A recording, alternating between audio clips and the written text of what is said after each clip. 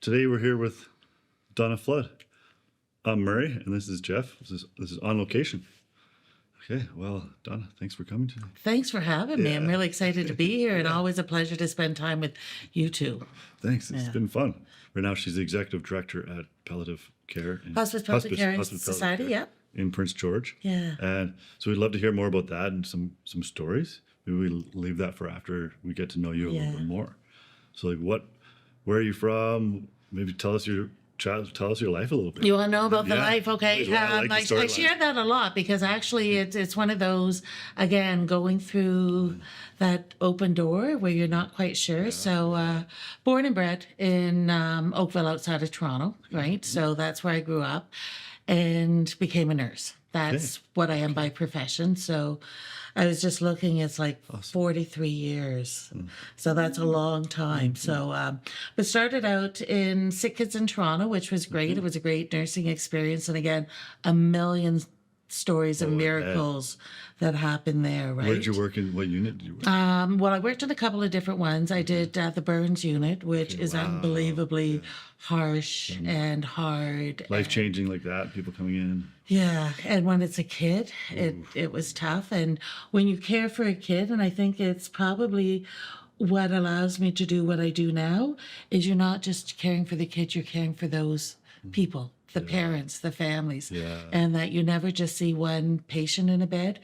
You see, little Jane in the bed and those people that surround her, and you have to care for them, right? Yeah, and that became sort of a bit of the foundational piece of how I look at what I do, right? So from there, this is where it gets fun. I had an opportunity. Actually, I went on a trip to Bermuda. And Bermuda follows a bit of the Canadian standards of healthcare. So I thought, what the heck? And then I applied for a job. Oh, in Bermuda? In Bermuda. Nice. And so I ended up getting that job, working on the pediatric floor in Bermuda. Stayed there about 7 years. Wow. In Bermuda? In Bermuda. Okay. And mainly because it was Bermuda. Yeah, that's great. And it was, I really don't have any healthcare stories other than, looking after children wherever is, it was a lot of fun. It was a lot of fun. So cool. And it also gave me an opportunity to travel around that whole area of the Caribbean and just have a lot of fun. And in your 20s too? And that was in my 20s. Yeah. And then from there, I took an opportunity to travel. And I was going to spend a year and just travel across Africa and Southeast Asia, right? So work and just go. Just go on the Africa. It was with a group of 10 other people, and we really traveled from north of Africa, all down from Morocco, down through Mauritania, across out to Tanzania. So really traversed the whole continent. Yeah. Cool. And it was awesome. It sort of made you realize people's value of family, their value of happiness, that, how we're just such a consumer society, how unimportant that is. Yeah. Really. Yeah. You know what? And it was during the height of the AIDS epidemic too. So you were seeing the loss of whole communities where people were just literally dying of AIDS, and they didn't know quite why. Yeah. And so some thought it was some sort of evil thing that was coming. Uganda was much farther ahead of all the countries and really had really good public health awareness and, trying to put some controls on it. But again, it was fantastic. It was beautiful. The people were beautiful. Everything about that whole experience. It was 1 month? No, that went on for about 9 months. Oh, wow. It took a long time because it's not easy traveling. It sometimes takes a day or 2 or 3 to travel just 20 miles. It's exhausting too. Yeah, slept in tents. There was no fine hotels. There was literally slept in a tent for 9 months and, worked our way across, made our own food. Some of it was scary. Made your own food. The Congo was dictatorship then, and lots of disgruntled people and warfare. The Rwandan war was going on, so we came across a lot of the refugees from that. Just the conflict that you hear about in Africa is real. But also people are living their daily lives. They're living their lives, There's right? conflict all around them. Yeah, and they're just continuing to have purpose and joy in their lives. So Still finding joy. That's great. again, I'd never be able to do it like replicate it. You just went in and you went in with your whole self to just experience it, For 9 right? months too. Yeah, that's good. yeah. So then, this is where it gets really interesting. Is went to India. Just going to spend a month in India. Go see all this things. Lonely Planets. That's the sort of guide you use when you're traveling because it gives suggestions. Lonely Planet? Yeah, the Lonely Planet travel Makes books, and they sort of tell you where to go, the cheap places to go, or the interesting Oh, I places. remember those. Yeah. Yeah, they're a little guide, and it said you should go to Calcutta for a week and help out in Mother Teresa's. It's a really good experience and gets you into the depth of what's happening in India. And I thought, I could do that. So I took the train off. I went to Calcutta and found my way around and went to her hospice, which is funny. It was the Caligot, it was called, and it was where she took people in that were dying and supported them as they died. So this was Mother Teresa's hospice. Okay. My first experience with hospice. That was okay. Right? I've dealt with death and all of that, but not that whole. And it was also a place where she had lots of her novice nuns, nuns that were just becoming full nuns, and they were learning how to care for people, how to, nurse and all of that. And she found out I was a nurse. Wow. And she's Perfect like, fit. could you stay? Wow. I'm like, oh. And Mother what do you Teresa's say? hospice. Yeah. Oh, wow. You say, yeah. So you've learned from there. Yeah, so I stayed. I stayed almost a year. Nice. And worked with her nuns and taught them, but they taught me way more. And you were meant to break up, eh? You were meant to break up. That's Like, right. and I think stay and things then- happen, right? Yeah. Things absolutely happen, right? So, so they taught me that care is way more than medicine. It really is about that love and caring for people and holding their hands and taking them down a journey, right? And really just loving people. And it was remarkable. Yeah. So, and then she came to me and said, aren't there people up in that Canada of yours that you could go and look after now? Aw. And I'm like, so I moved to the Arctic. That can make somebody cry. I know. Yeah. I moved, so you to moved to the Arctic. I went to the high Arctic, just Really? Above the Arctic Circle, to a place called Baker Lake. Just because? Or It was suggested. made you- okay. And I thought, why not? Yeah, And that's Yeah. where my heart is. It makes me cry. Wow. Okay. Uh, So there was a need there. There was a need. The Inuit, oh my God, what a magical people. I stayed there 10 years. Wow. I so know. throughout your 30s.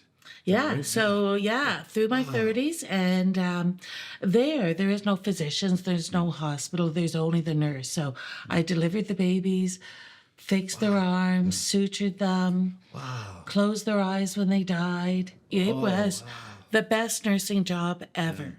And I love them. Well, actually, I reached 40 and I'm like, I forgot to get married. Yeah. Me too. I know. But I met Frank, who was up there working with their IT, and we met and fell in love and were engaged within 3 weeks. Because Nice. again, I was 40. Yeah. And then that's when my life changed to, not just seeking things for my own whatever, but created a family. But so I had lots of those door opening experience where how do you get through? Yeah. And just, leap of faith. Like when I arrived in the Arctic, I was much smaller than I am now, but I arrived like in a little black mini skirt and some boots, and they had a bet in the town on how long I would stay. And it was like 24 hours 1 week. And I think the max they had was 3 weeks till I could arrange for a flight to come and pick me up again. 10 years But later. I stayed 10 years. Yeah. Yep. Did you move from there to here? with Frank? No, well, we had our children. We have 2 kids, and it kids? just wasn't going to be where I needed to raise them, right? I needed to bring them closer to family. Yeah. So we went to Ontario first. You've been all over the map. I know. Yeah. So, and then we thought long and hard, where do we want to raise our kids? And we felt BC was a little bit more of our core values and where we want to be. So we moved to BC, and we moved actually to Rossland. So I got a job. I was director of the hospital there. And at that point, Frank was a sort of stay-at-home dad, looking after the kids so I could do what I needed to do until he finally said, I'm done. The kids were in school. So I said, you find a job. I'll go wherever you go. And he got a job here in Prince George. Nice. And here he came. What was the job? He was with telehealth, which is the way of connecting people virtually for healthcare with Northern Health. Okay, nice. Yeah, so it's a pretty cool job, actually. He did that up in the Arctic, where you can see it would be really valuable being able to connect people to Winnipeg or Yellowknife or wherever, right? Oh, yeah, that's great. And then you went, and then did you apply for the hospice right away when you got there? No, I worked at Northern Health for a while, and I was doing a project on palliative care. They brought me into, and that's when I got introduced to hospice, and I sat on their board. And when the director left, I thought, this is my opportunity. This is where I need to be, right? Yeah. And it was just a fit. Wow. Yeah. Cool. So that's my journey. I love it. And how long have you been there now? Just over 10 years. 10 years. Yeah, 10 Okay. years. That seems to be my mark of 10 everything, years and 10 right? years, 10 you know, years. yeah, Okay, spend my decades doing what I need to do. Okay. So Well, what about, so what's up for the next 10 years? I don't know. I think that'll be, you know what? I look at, we live our lives in thirds, right? Our first third is growing up, our childhood, our getting an education, trying to figure out who we are and what we're going to be. And then that second third is about building our careers, building our family, being things for a lot of people and doing what we can. And then that last third, I think, is the time to be a little bit selfish and do those things to evolve more closer to your community, that sort of stuff. So going into that final third, I don't know, it's going to be fun. Okay, I like that. Have you been into our hospice house? Because I'm going to invite you to come in. I haven't been. I would love You to. should. Yeah.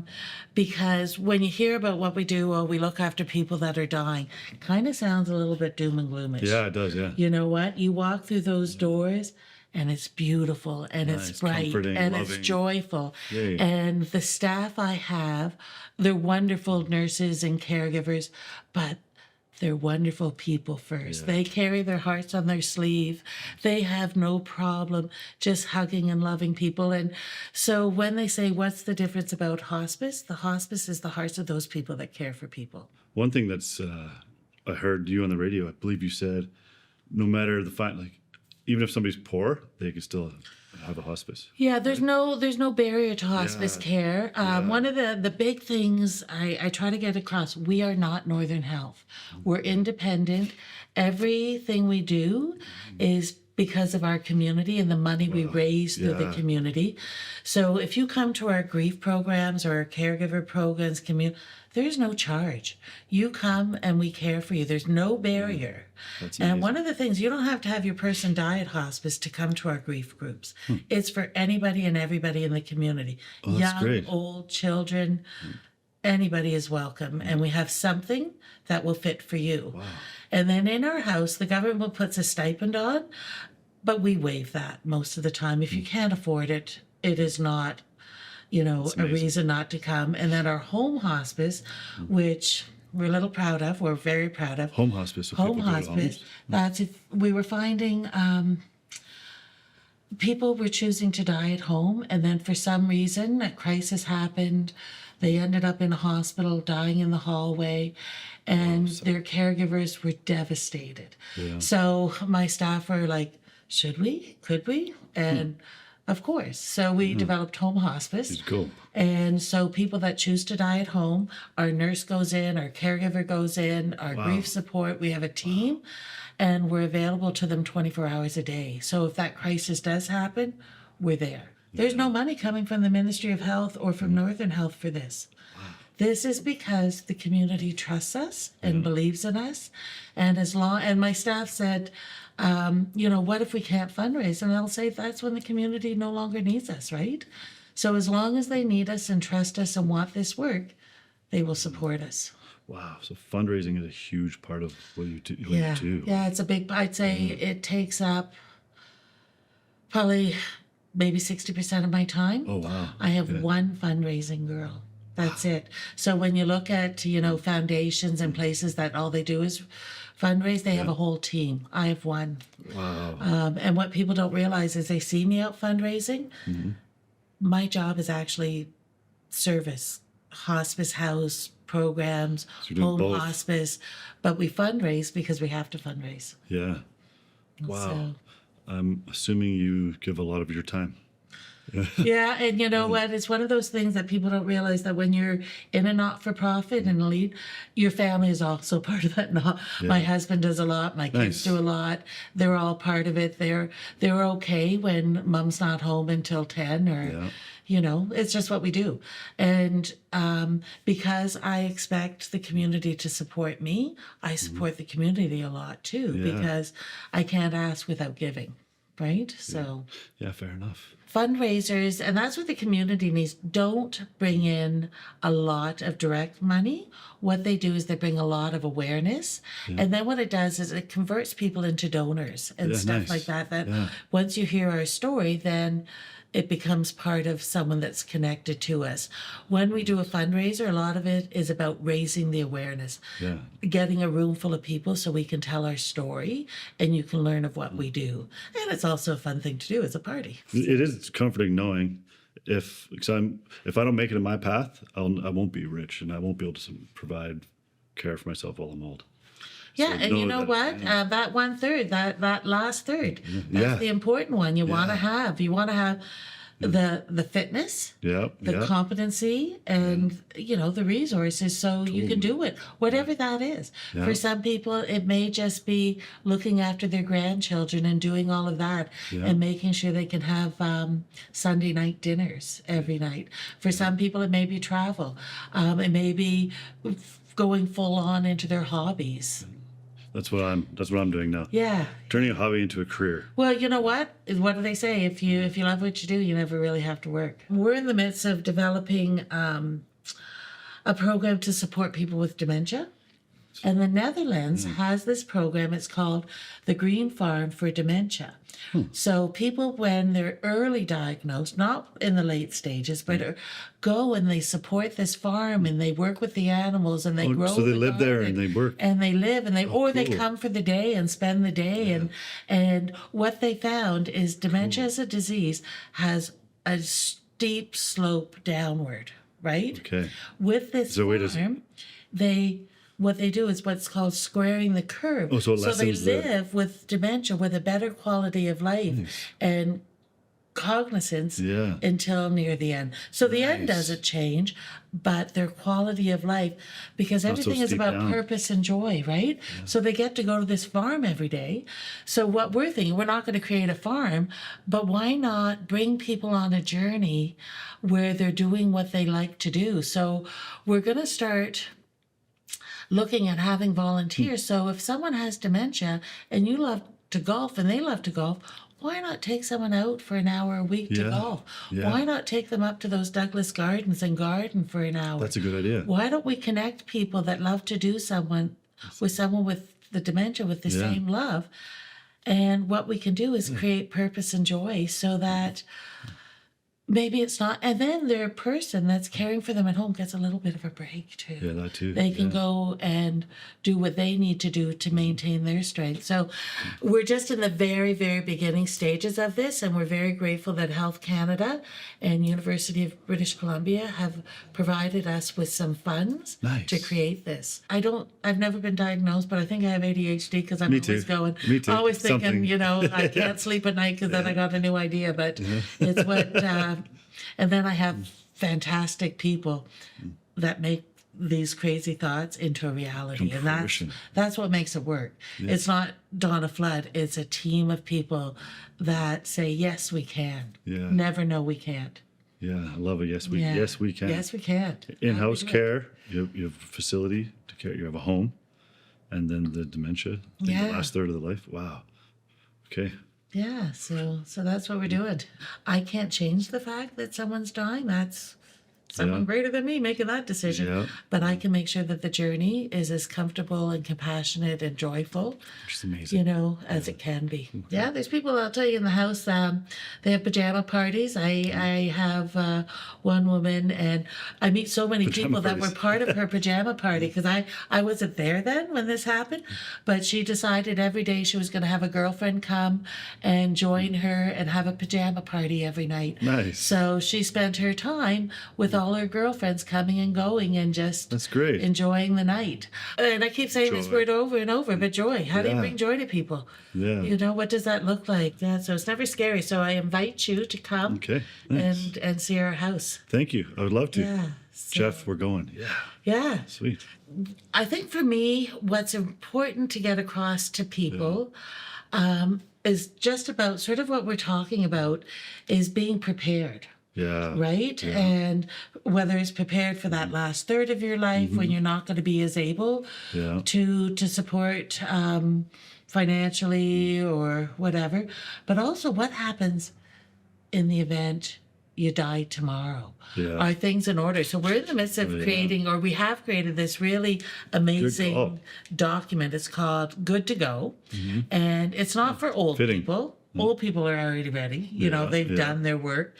But it's like if you have a baby, what would happen if you died tomorrow and you have a baby? Yeah. People don't realize that your income could be split in half. So everything you've acquired, and half is put in trust for the baby.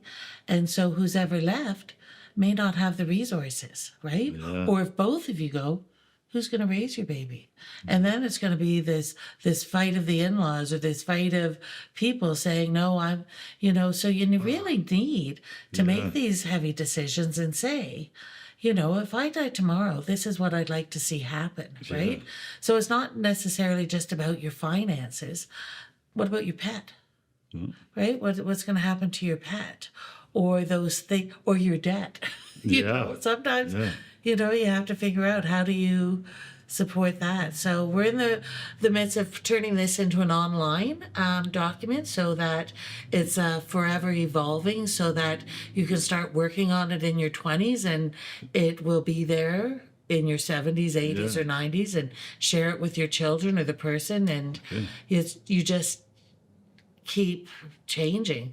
Because the biggest problem with wills is you may say, I want Joe Smith to be my executor.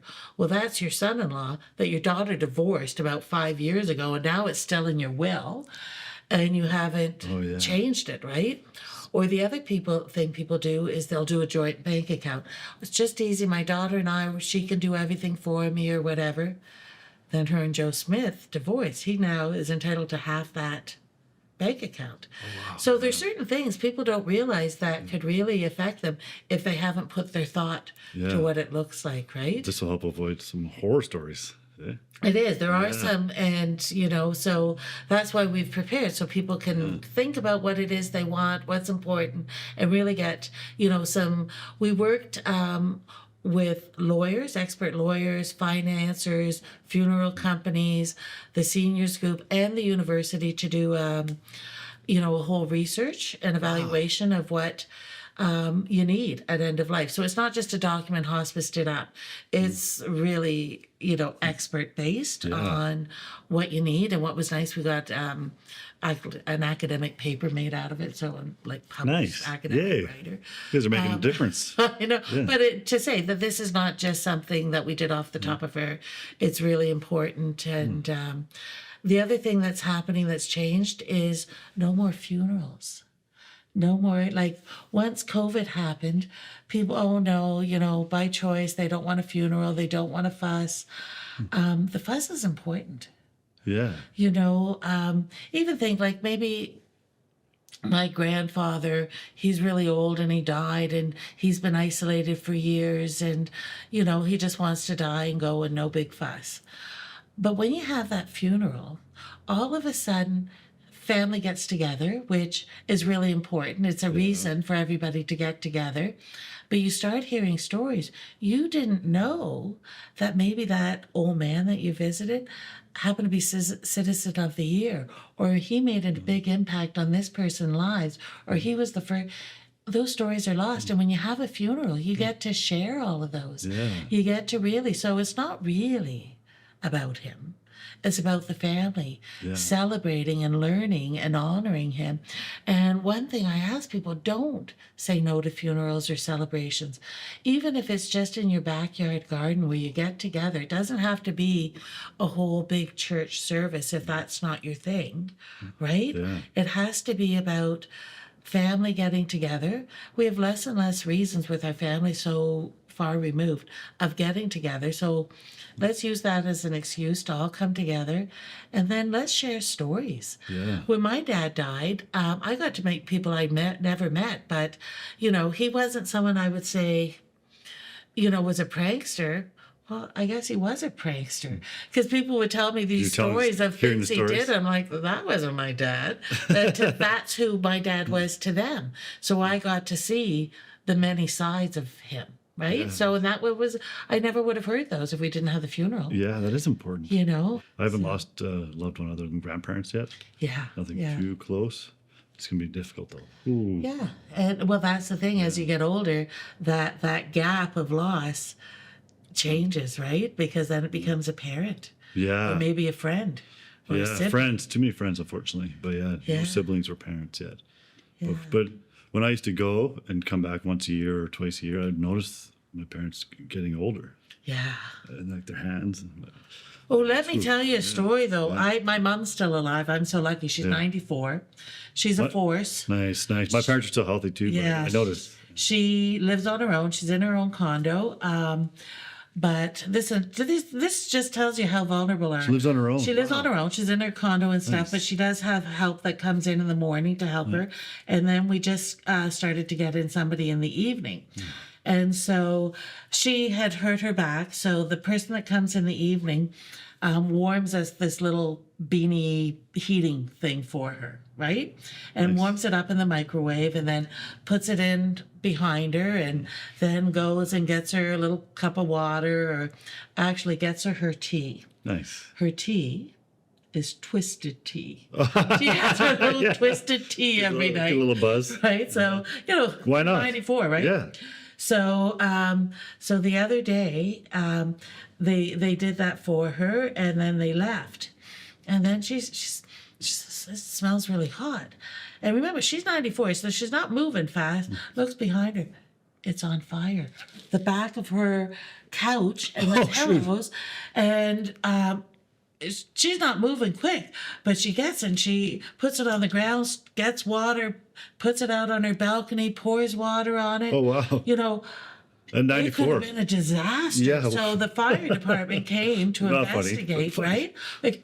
It is. And if you knew my mother, she's about 4'10", and she's round like me, and so she just like moves like a little jig, right? Getting this out. But the fire department, they said, oh my God, had she not, like, let's say she had fallen asleep because she was drinking her twisted tea, right? Or just couldn't move fast. Yeah. That whole condo would have been gone. Well, she would have been, for sure, incredibly burnt. But, you know, our people are vulnerable. Yeah. Well, should we end on a positive story? So we're very fortunate at Hospice that we have a woodlot right beside our hospice house. And we're sort of thinking, we just sort of let it go. And we thought, you know what?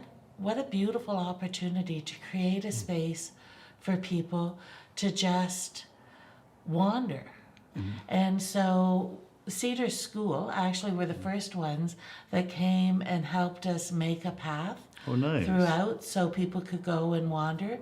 And then we had a patient actually in our hospice house dying, actively dying, not just, but she again was someone that had leaned into her death and says, I'm not done until I'm done. And so she put a call out on Hell Yeah, Prince George to get river stones and people to come and help to actually define this space. Like a And path like and- 100 people came and they picked Wow. up a rock and they placed it. And this Cool. was Jodi's legacy to hospice. And it was amazing. People came out. The rocks came out and this beautiful space. And in the space we have places to sit. We have a little library so people can sit and read.